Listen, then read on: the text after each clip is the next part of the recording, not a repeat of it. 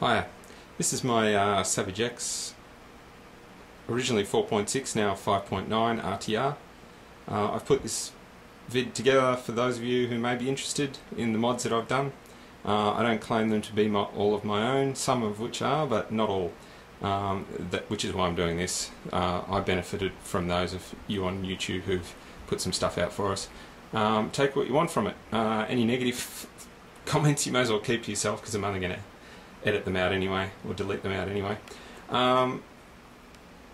Here it is, 5.9. As you probably know, overheating issues. First thing I did was pop an overhead on it. These things are awesome, drop the temps by about 10-15 degrees straight away. I then put an extra elbow in the filter pipe, which is self-explanatory, just runs more air through there, gets more air to the head. Regarding the filter, I've also put a piece of stocking on there, which makes for cleaning a little bit easier. Just whack a bit of stocking over the end there and put it on with a tie. I also put the send pipe on there. These things sound awesome, look really tough, and keep the temps right down. My next step would have been drilling out these here. I took the engine mounts, dropped them in some drain cleaner, and stripped the anodized purple off them. Then polished them up, which reflects the heat basically, and then drilled them out to get a little bit more airflow through it. I did the same thing with the engine plate. Here's one I prepared earlier. Just drill that plate out and polish it up again to reflect the heat. And I opened up this hole just a little bit too, so you can get a hose to run through there, so you got a better tank drain off and it doesn't drip all over your plate. I also polished up the spur gear for the same reasons.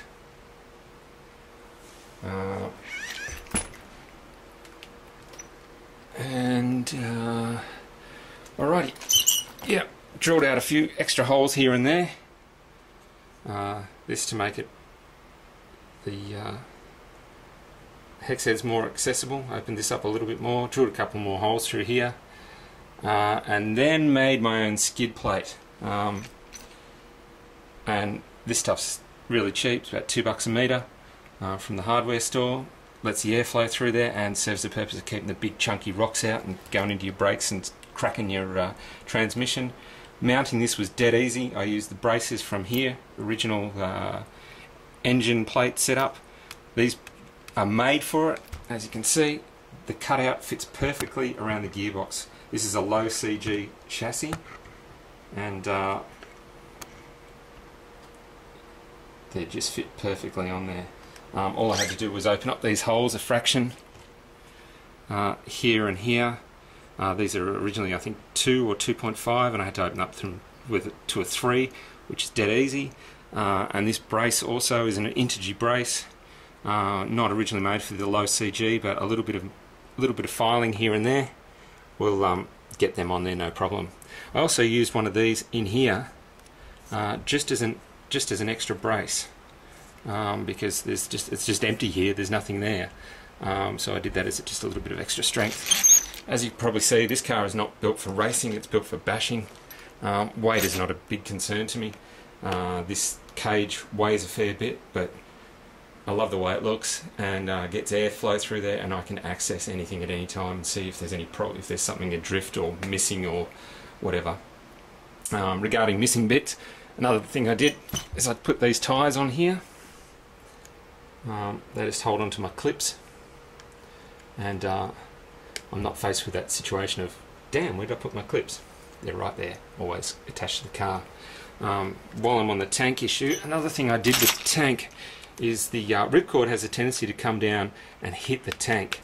This tank was actually originally cracked because of that very thing, and I cut out a small piece of plastic, which I've got a spare one here, I think. Yep, there it is. A little tiny piece of plastic there, and I just glued that on there, and it gives it, one, it stopped the leak, and it also gives it that extra strength. So I've got that, and next time around I'll probably pop some foam on there as well in the next tank, just to stop that cracking like that.